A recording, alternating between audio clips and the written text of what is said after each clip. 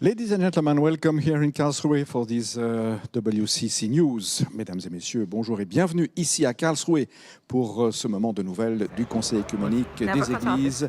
Our online production team is offering you this moment. Anam, hello. Hello. You present us the first topic of today. Okay. So the first topic is about Korea Peace Appeal, and it takes me back to the Busan Assembly, the 10th WCC Assembly in Busan. And the Korea Peace Appeal initiated after the Busan Assembly, and it's great to see it alive and growing. It's still going on? It's still alive? Yeah, it's still alive. And I just wanted, I made something for the viewers to, have a look. Yeah, so let's watch your story. Okay. That's true. All the papers will Almost be gone. 70 years dividing North and South Korea. Through this DMZ squad, all over the world around this Korean peninsula, kind of make tension. My grandparents passed away for 2 years ago. They wanted to always.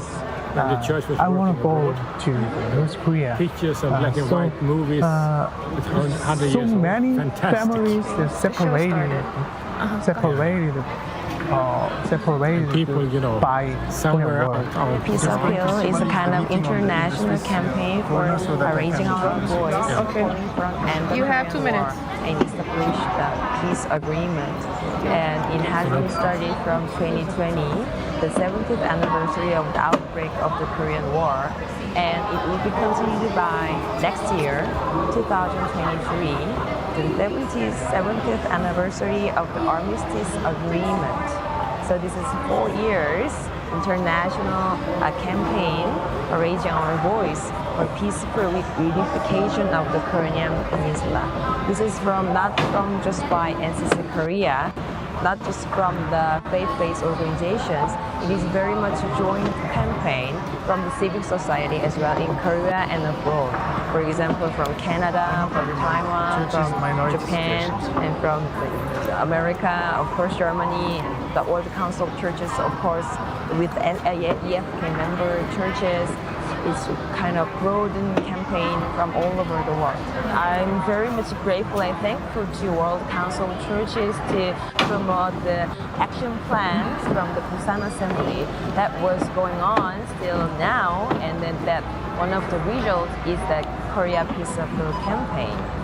So now we are here to let people know the campaign, and of course outside of this assembly there is a booth number 8. We are doing a Korean Peace Appeal campaign together, and then many of these church members here, they are participated to this campaign. So thank you, Anam, for this story about Korean Peace Appeal. You met these people. Are they anxious about the situation, the tension over there? Yes, I just remember how people really want to be unified, but it's just there are so many other concerns involved. So, but yeah, the will of the people is that they share a common culture, they speak the same language, so they just do want to be reunified. Okay. Okay, now I have some information that our colleagues in the networking zone are ready to be with us. So we change a little bit the order of our magazine, and let's go to the exhibition, the networking zone, with Matthias. Matthias, are you there? You are, if I'm right, in the space of the World Council of Churches, right? Now. Yes, hello. We are in front of the networking zone of this 11th General Assembly of the WCC, and I suggest you come with me and meet the different places and meetings you can do here in this wonderful place of gathering. Come with me.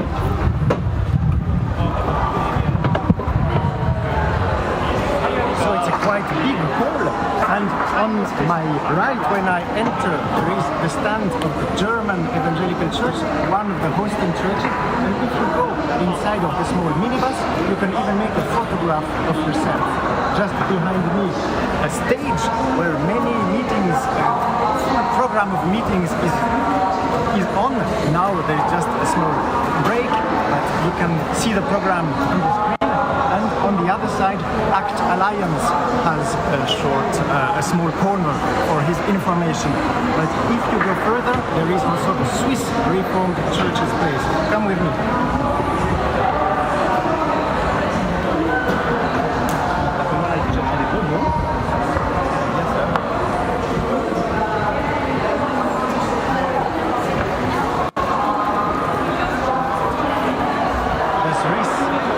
Church has its stand in the corner, and there are also several meetings and gatherings and talks. Now they're just speaking about the churches in minority situations. This will be until 2:30, so perhaps not time enough to come, but you can come for another show just a bit further. And now let me show another thing. It's a secret. Tell it, and don't tell it to anybody, but it's a really important secret. If you see there, the best coffee of the assembly is here. So don't tell it anybody, but I know it.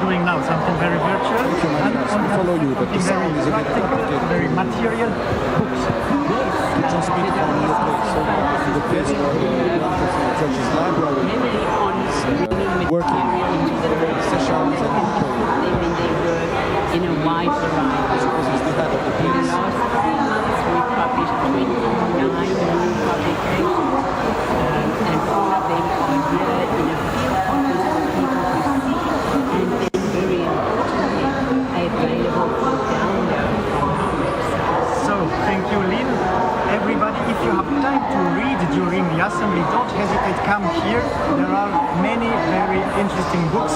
I suggest you to come for just a coffee or a book as you want, but it's a very interesting place, networking zone. Thank you for having been with us. Now back to the studio. Well, thank you, Matthias.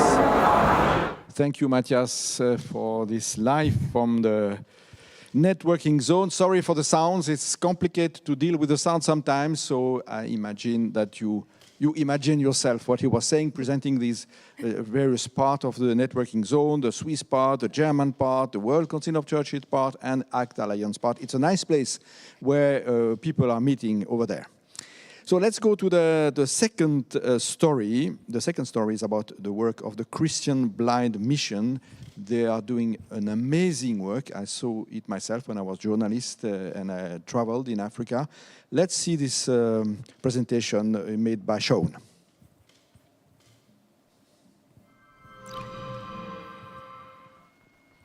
One of the very interesting spaces at the World Council of Churches Assembly is the exhibition space, where different organizations, movements, and institutions have set up camp and have been speaking to some of the citizens of Karlsruhe as well as the delegates of the assembly itself. Today we sat down with the Christian Blind Mission to find out more about the work that they do and the impact they hope it has on society. My name is Gisela Mattes. I am the team manager of the church communication team of Christian Blind Mission CBM.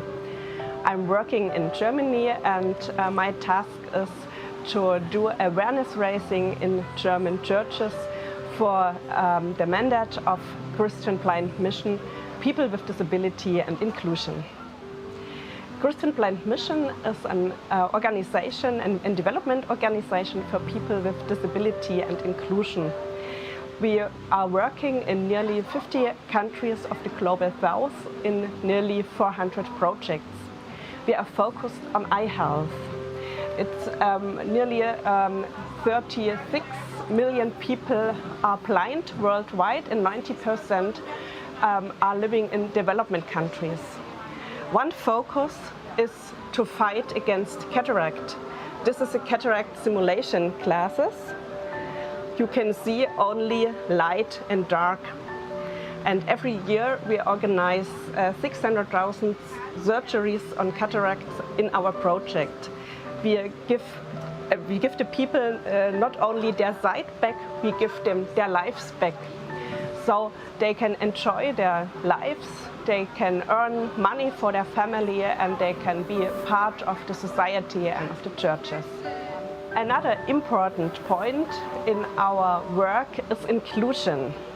And we think not only the society and the world should be make inclusion, the churches as well, we think. And in churches we should describe inclusion in a theological way. And that's why we made a brochure, not only in German but in English as well, a brochure, a theological brochure about theology for inclusion. And that's important. We think we would like to discuss with people in Germany, of course, and we would like to have information and thoughts about this from people from the Global South. The mission and the dream of CBM is to have and to create an inclusive world. And with our work, with our projects in the world, in the Global South, we can do a lot to get this goal, that everyone belongs, has the same rights and belongs to the society and in church as well. Well, thank you Gisela for this wonderful work you are doing. Merci Gisela pour le travail magnifique que vous faites dans cette mission chrétienne pour les aveugles. Let's move to another story, Anam. It's about hopes and prayers. Yeah. So when I think about hope, I'm reminded by this beautiful and a very powerful quote by Howard Zinn. And he said that to be hopeful in bad times is not just foolishly romantic. It is based on the idea that human history is not just of cruelty, but it is also a history of compassion. So our colleague Eugenio, he made a Hope and Prayers for the World video, and which I would like all of you to watch. The tonic, Eugenio.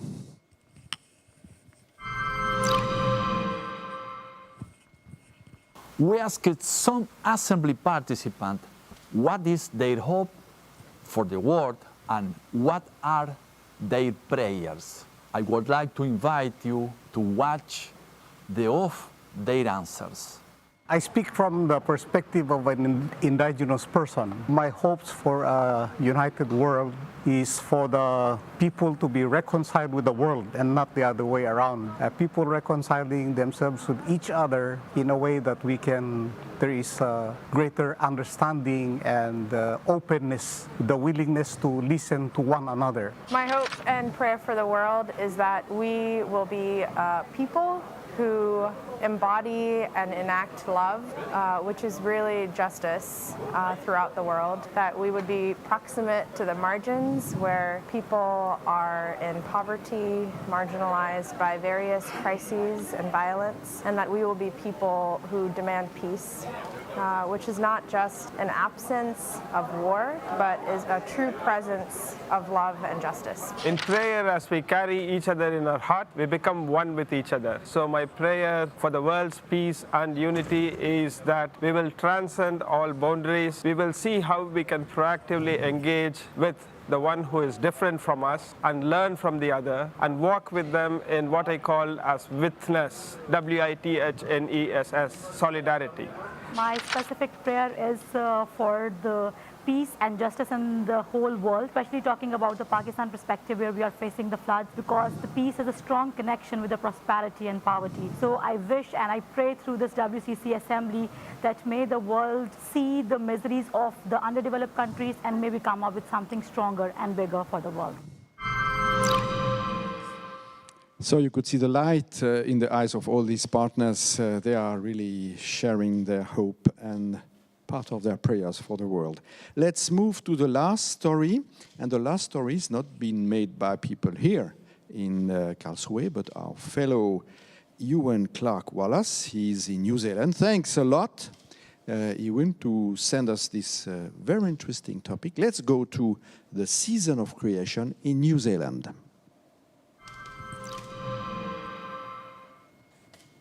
Hi, I'm Ewan Clark Wallace from the Anglican Church in Aotearoa, New Zealand, Polynesia. It's the 3rd of September and I'm here in the South Island of New Zealand with All Saints Anglican Youth Group at Bill and Debbie Patterson's farm near the town of Gore. We're excited to hear the great things that WCC is planning for Christians taking action on climate change and care for creation. Today we are planting 60 trees in this gully behind me as part of the Anglican Communion Forest Project and the Ecumenical Season of Creation, which takes place each year between the 1st of September and the 4th of October. The trees we plant today will help protect this hillside from erosion and keep the water clean and healthy in this little stream at the bottom of the hill. We're praying for our church's delegates to the Assembly, Dean Anne and Father Chris, and for all our brothers and sisters from the Indigenous Peoples Network and the Pacific Conference of Churches. But for now, we think that if one of the closest Christian churches to Antarctica can plant 60 trees today, imagine how many trees you can plant when this assembly gets back home. So, from Aotearoa, New Zealand, let's keep up the good work, caring for creation. Planting trees. Thank you so much to plant trees there. It's also for us. We shall also plant trees. Are you going to plant a tree yourself, Anna? Yes, I'm always planting trees whenever I get an opportunity. And yeah, in Pakistan, I think I have planted around 10 to 20 trees. Okay, so please do the same. Thank you to be with us today. That's the end of our WCC News. We stop now and start again in a few hours for the prayer meeting. Thanks for your attention. Have a good afternoon. Bye-bye. Bye.